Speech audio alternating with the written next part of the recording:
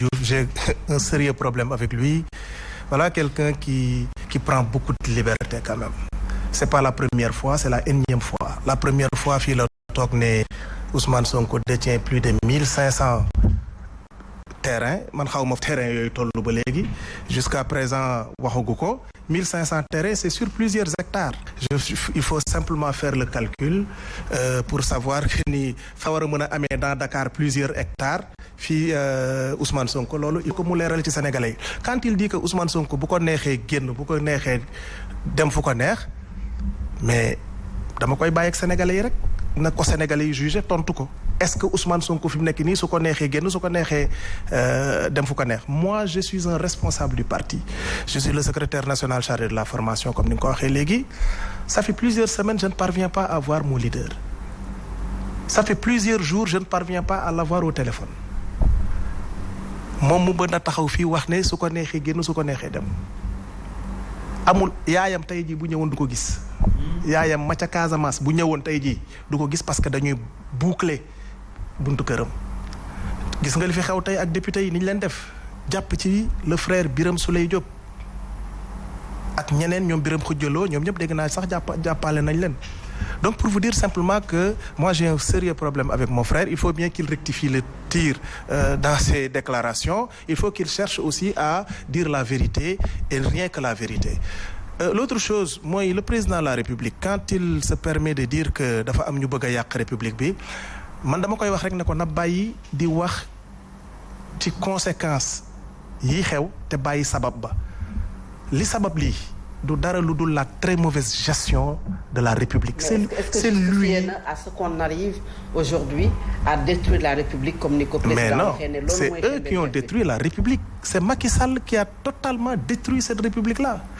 Nous avons connu 4 présidents successivement. Senghor, Abdoulaye Wade, Abdou Diouf, Abdoulaye Wade, ensuite lui, Macky Sall. Ku ci nekk nañu analyser sa taxawaay ci démocratie Sénégal. Ku ci nekk ci ñoom muy Senghor di Abdou Diouf di Abdoulaye Wade ku ci nekk ci ñett ñu njëkk ñi am nga loo indi ci démocratie approfondir ko. Parce que Senghor au moment où il instituait le multipartisme au Sénégal il n'existait pas en Afrique. Le Sénégal a été le pionnier du multipartisme en Afrique. C'était le multipartisme limité en 1974. La loi des 4 courants xam naa ni war nga ko xam. Senghor nous a même valu une démission à la tête de l'État volontaire. Démission volontaire au moment où les chefs d'État africains dañ leen daan coup d'État wala dañ leen daan rey coup d'État leen wala ñu jàpp leen. Senghor nous a valu cela. Ça c'est une forme d'approfondissement de la démocratie. Abdou Diouf quand il est arrivé il nous a valu un multipartisme intégral.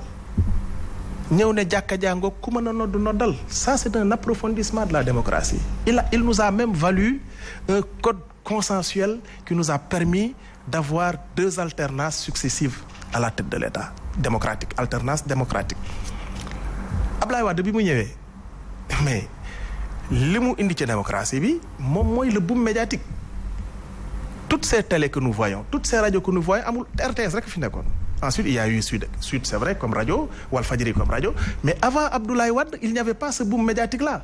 Donc ces approfondissements de la démocratie mën nañ cee duut baaraam waaye ki fi ne lan la fi def comme approfondissement de la démocratie dara dafa delloo ginnaaw démocratie bi dafa d'élection des maires. Mais attendez mais bon loolu kese la mën a duut baaraam di ko glorifier woo te loolu ce n'est pas une proposition du pouvoir, ça a été une proposition de la société civile et de l'opposition qui se sont battus ñoom ñaar opposition ak société civile pour avoir cela. Bi ñuy am loolu parallèlement moom lan la doon wut yeneen jeexital la doon wut ci dialogue yi ba muy woote dialogue première fois c'était pour def deal pour génnee Karim Wade ñun ñëpp ñu ngi koy fàttaliku.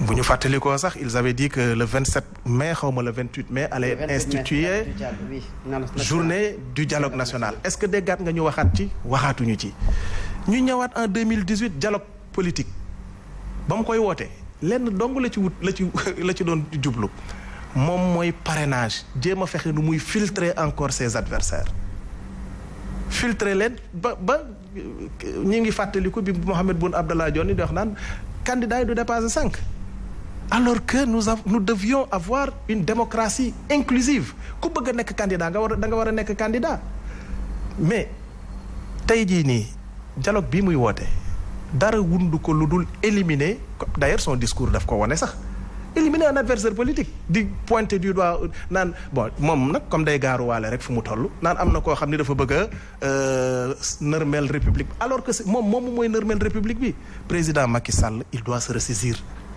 il a intérêt à se ressaisir parce que munoo doon puso bi mu réer ci say loxo. aussi ngeen woote un contre dialogue mais est-ce que am na pertinence ba pare contre dialogue boo xam ne da ngeen ko woote sans pour autant ngeen respecter les préalables. c'est quoi les préalables? Le préfet ne moom jotul demande. mais regardez-moi ça mais vous vous rendez compte il n'a pas à autoriser le préfet nous sommes sous un régime déclaratif. Oui, mais le préfet gis nga xam nga ñoom erreurs yi ñuy def ils passent leur temps à commettre des erreurs boo leen dégg ñu naan non ils n'ont pas demandé d'autorisation non c'est parce que ñii royaume la ñu fi bëgg a instituer ñoom Pape Mahawa Diouf mii toog saa yi nekkatuñu Siin nekkatuñu Kajoor nous avons une république démocratique la ñu war a am bu ñu toogee foo leen fekk ñi ngi wax naan non ils n'ont pas déposé de demande d'autorisation non Abdoulaye Wade loolu tamit ci approfondissement démocratie bi la bokk il a soumis le Sénégal à un régime déclaratif. Oui ça n'empêche quand même régime déclaratif la ñu nekk mais souvent ñu dégg demande d'autorisation pourquoi cette fois-ci jëlu leen seen matuwaay ak seen jumtuwaay ñii musuñoo demander autorisation musuñoo déclarer seen benn manifestation Macky Sall buy wër Sénégal di def ay caravanam musul a demander déclaration musul def déclaration bari ki démb Abdoulaye Seydou Sow à Kaffrine deful caravane est-ce que def na déclaration caravane instantanée peut-être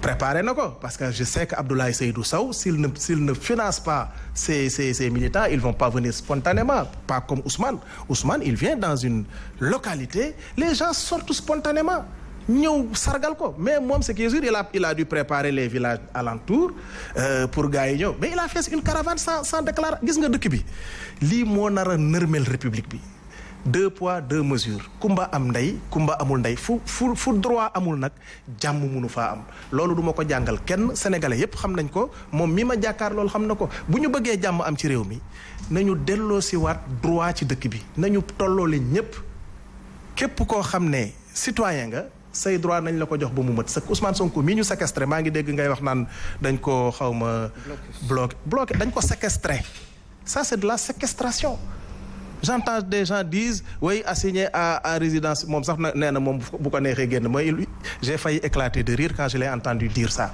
Ousmane Sonko dañu ko séquestré dañ ko kidnappé indi ko këram séquestré ko parce que assignation à résidence dafa am nu ko loi bi encadré constitution moo ko encadré il y a les lois 52 et les articles 52 et 69 de la constitution bu la neexee mën nga ko consulter il y a également une autre loi qui avait été votée en 1969 qui s'appelle loi numéro 69-29 du 29 avril 1969 yooyu ñoom ñoo encadré assignation à résidence mais yéen nag comme vous voulez instituer un royaume ici ku àndul ak yéen da ngeen di def comme daaw dem ba dammeelu Kajoor ba rek ba mu nekkee dammel ne bugguma gis kenn kuy fudd wala kenn du lekk xorom c'est ce que vous voulez faire au Sénégal et nous ne l'accepterons pas. ñoom ñu am sañ-sañ également woote seen dialogue tuddee ko dialogue ak le peuple sénégalais malheureusement ñu bañal leen ko et c'est pas la première fois à chaque fois que opposition taxaw bëgg amal benn